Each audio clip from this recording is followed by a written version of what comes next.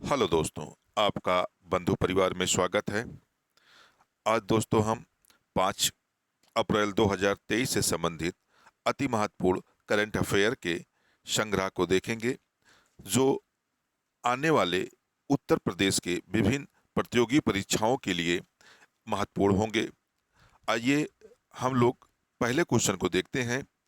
पहला क्वेश्चन है, नई दिल्ली में किस देश के दूतावास ने स्पेनिश हिंदी फुटबॉल शब्दकोश का लोकार्पण किया है? आपके सामने विकल्प है स्पेन, ब्राजील, पुर्तगाल या अर्जेंटीना। तो आपका उत्तर हो जाएगा ए, स्पेन। यानी स्पेन ने हाल ही में नई दिल्ली के दूतावास में स्पेनिश हिंदी फुटबॉल शब्दकोश का लोकार्पण किया है दोस्तों। आइए इससे संबंधित कुछ अनफैक्ट देख लेते हैं दोस्तों। नई दिल्ली स्पेस स्पेन के दूतावास में स्पेन के इंस्टीट्यूट सर्टिस और ला लीगा लीग ने स्पेनिश हिंदी फुटबॉल शब्दकोश का लोकार्पण किया है दोस्तों। इसका विमोचन भारत में स्पेन के राजदूत दोस मारिया रिडाओ ने किया।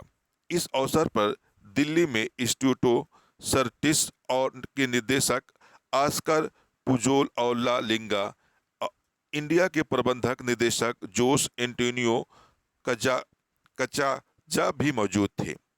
स्पेन एक यूरोपियन देश है।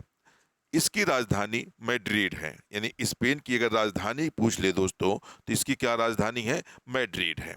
आइए अगला क्वेश्चन देखते हैं हम लोग दोस्तों।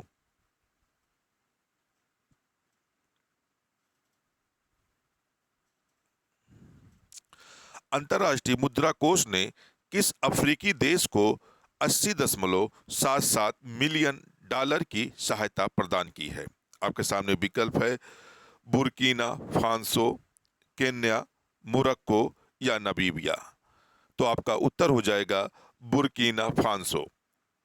यानी विकल्प नंबर ए हो जाएगा आपका।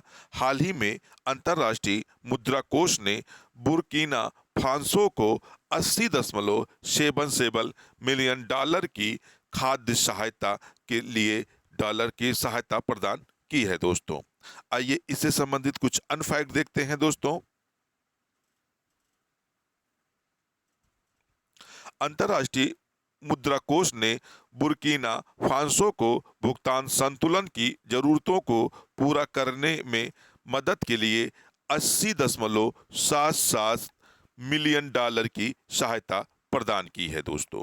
फूड साग विंडो के तहत यह आपातकालीन वित्त पोषण बुर्किना फासो को वैश्विक संकट से संबंधित भुगतान की जरूरतों को पूरा करने में मदद करेगी दोस्तों।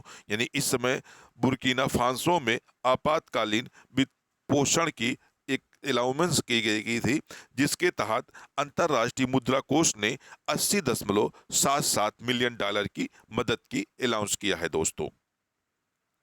बुर्किना फासो पश्चिमी अफ्रीका में एक लैंड लॉक देश है। अगर कहा जाए या चर्चा में है दोस्तों, तो ये अफ्रीका का एक लैंड लॉक देश है। इसकी राजधानी ओगांडो है। यानी इसकी राजधानी क्या है दोस्तों? ओगांडोगो है। और यहाँ की मुद्रा वेस्ट अफ्रीकन सीएफएफ फ्रैंक है। यानी अगर कहा जाए बुर्किना फासो की जो मुद्रा है, वेस्ट अफ्रीकन सीएफए फ्रैंक है दोस्तों।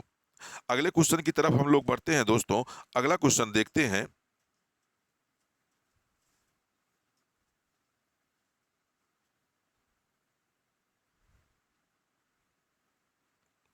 अगला क्वेश्चन है, कर्मचारी भविष्य निधि संगठन ईपीएफओ ने वित्त वर्ष 22-23 के लिए ब्याज दर बढ़ाकर कितनी कर दी है? आपके सामने विकल्प है 8.15%, 8.20%, 8.55%, 8.10%।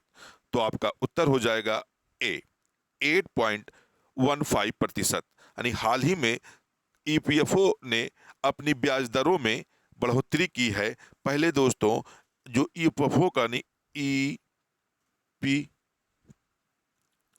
का जो 21 और 22 के लिए डाटा था, वह 1.01% था, यानी 1.01% था इसका डाटा था दोस्तों। लेकिन उसने 22-23 के लिए क्या कर दिया है, 8.15% इसे बढ़ा दिया है, यानी इसे कहा जाए 22-23 के लिए इसने इसे 1.5% कर दिया है दोस्तों। आइए इससे संबंधित कुछ अनफैक्ट देख लेते हैं।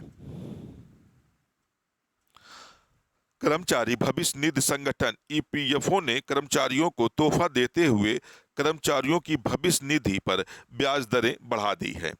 ईपीएफओ ने वित्त वर्ष 22-23 के लिए ब्याज दर बढ़ाकर 8.15% कर दी है। केंद्रीय न्यासी बोर्ड सीबीटी की बैठक में यह फैसला लिया गया है दोस्तों।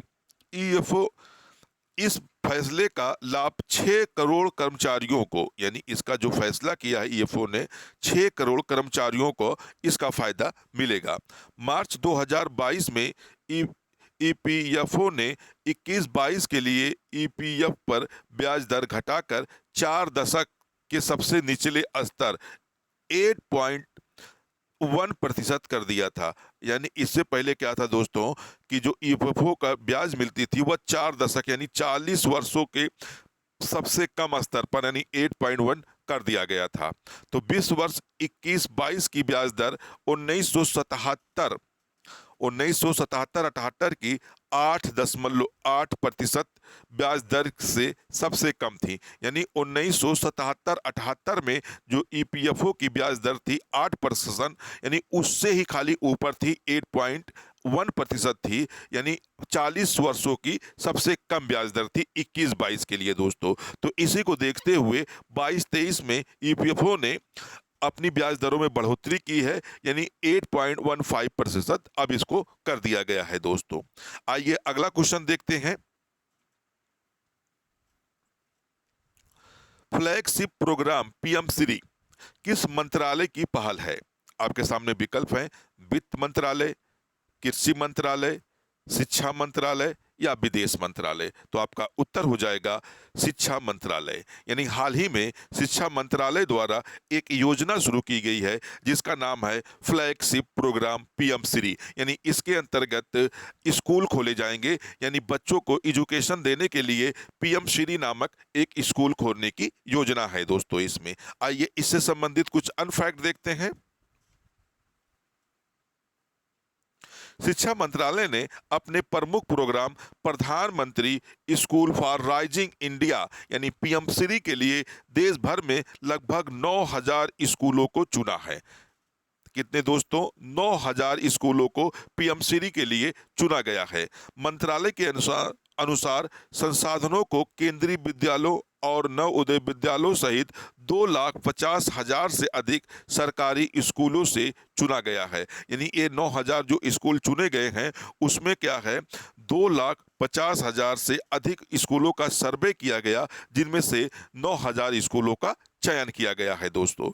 इसके तहत चयन प्रक्रिया के लिए पाठ्यक्रम, बुनियादी ढांचा, मानव संसाधन और लैंगिक समानता सहित कुल 6 व्यापक मापदंडों का आकलन किया गया था दोस्तों। यानी जो स्कूल इस पे सर्वे किया गया 2,50,000 में, इसमें कुछ मानक रखे गए। जैसे आपका पहला क्या था, प्रक्रिया था चयन के लिए, पाठ्यक्रम उसमें क्या चल रहे थे, उसकी बुनियादी ढांचा क्या था यानी इंफ्रास्ट्रक्चर उसका कैसा था, मानव संसाधन यानी बच्चे उसमें किस तरह से रह रहे थे, और लैंगिक समानता यानी उसमें बच्चे और बच्चियों को किस तरह से ट्रीटमेंट किया जाता था। इन 6 मापदंडों के तहत 9,000 स्कूलों का चयन किया गया है दोस्तों पीएम श्री योजना के लिए। आइए अगला क्वेश्चन देखते हैं। आज का अंतिम क्वेश्चन हम लोग देखते हैं दोस्तों, किसे स्कॉटिश नेशनल पार्टी के अगले नेता के रूप में चुना गया है दोस्तों? आपके सामने विकल्प है, Keith Brown, Humza Yousaf, Nicola Sturgeon या रोहन खन्ना। तो आपका उत्तर हो जाएगा हमजा यूसुफ।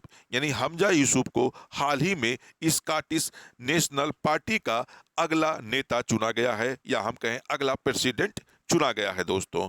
इससे संबंधित कुछ अनफैक्ट देख लेते हैं दोस्तों।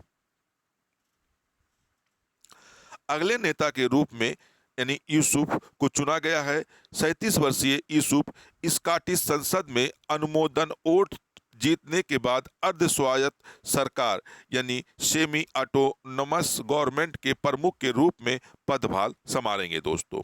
वह स्कॉटलैंड के पहली मंत्री के रूप में निकोला स्टर्जन का स्थान लेंगे। यानी इससे पहले यानी यूसुफ से पहले कौन वहां के अध्यक्ष थे?